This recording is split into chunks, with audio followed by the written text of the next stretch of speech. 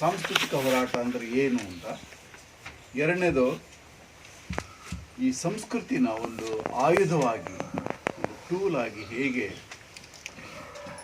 ಕ್ರಾಂತಿಕಾರಿಗಳು ಬಳಸ್ತಾ ಇದ್ದಾರೆ ಮತ್ತು ಕ್ರಾಂತಿಯನ್ನು ವಿರೋಧಿಸೋರು ಬಳಸ್ತಿದ್ದಾರೆ ಅಂತ. ಎರಡನೇ ಪಾಯಿಂಟು ಸಂಸ್ಕೃತಿ ಒಂದು ಆಯುಧವಾಗಿ. ಮೂರನೇದು ಸಂಸ್ಕೃತಿ ಇಟ್ಕೊಂಡು ನಾವು ಯಾವ ಬಗೆಯ ಪ್ರತಿರೋಧಗಳನ್ನು ಮಾಡ್ತೀವಿ ಅಥವಾ ನಾವು ಸಾಂಸ್ಕೃತಿಕ ಹೋರಾಟದ ಭಾಗವಾಗಿ ನಾವೇನು ಮಾಡಬೇಕಾಗಿದೆ ಅನ್ನೋದು. ನಾಲ್ಕನೇದು ಕನ್ನಡದಲ್ಲಿ ಅಥವಾ ಕರ್ನಾಟಕದಲ್ಲಿ ಕೆಲವು ಮಾದರಿಗಳಿವೆ ಸಾಂಸ್ಕೃತಿಕ ಹೋರಾಟದ್ದು, ಅವುಗಳನ್ನು ನಾವು ಪರಿಶೀಲನೆ ಮಾಡ್ತೇವೆ. ಮೊದಲನೇದಾಗಿ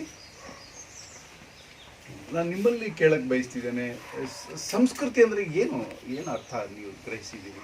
ಯಾರಾದರೂ ಒಂದು ಎರಡು ಜನ ರಿಯಾಕ್ಟ್ ಮಾಡಿದ್ರೆ ಅಸ್ತಿ ಇದಿರೋದು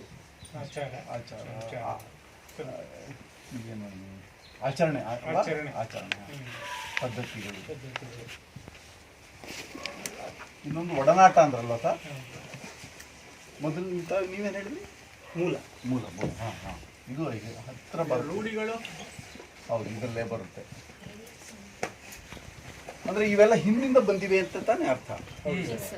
ಮೂಲಗಳು ಅಂದ್ರೆ ನಾವು ಏನು ಹೇಳ್ದಂಗಾಯ್ತು ಅಂದರೆ ನಾವು ಸಂಸ್ಕೃತಿ ಸೃಷ್ಟಿ ಮಾಡಲ್ಲ, ಹಿಂದಿಂದ ಬಂದದನ್ನು ಕಾಪಾಡ್ತೀವಿ ಅನ್ನಂಗೆ ಆಗೋಯ್ತಲ್ವಾ? ಇದನ್ನು ನಾವು ಪ್ರಶ್ನೆ ಮಾಡಬೇಕಾಗಿದೆ. ಯಾಕಂದರೆ ಬರೀ ಹಿಂದಿಂದ ಬಂದ ಆಸ್ತಿನ, ಅಪ್ಪನ ಆಸ್ತಿನ ನಾವು ತಗೊಂಡೋಗಂಗೆ ತಗೊಂಡೋಗಕ್ಕಾಗಲ್ಲ. ಇದು ನಾವು ಕ್ರಿಯೇಟ್ ಮಾಡ್ತೀವಿ, ನಾವು ಆಸ್ತಿ ಮಾಡ್ತೀವಿ ಅಂತ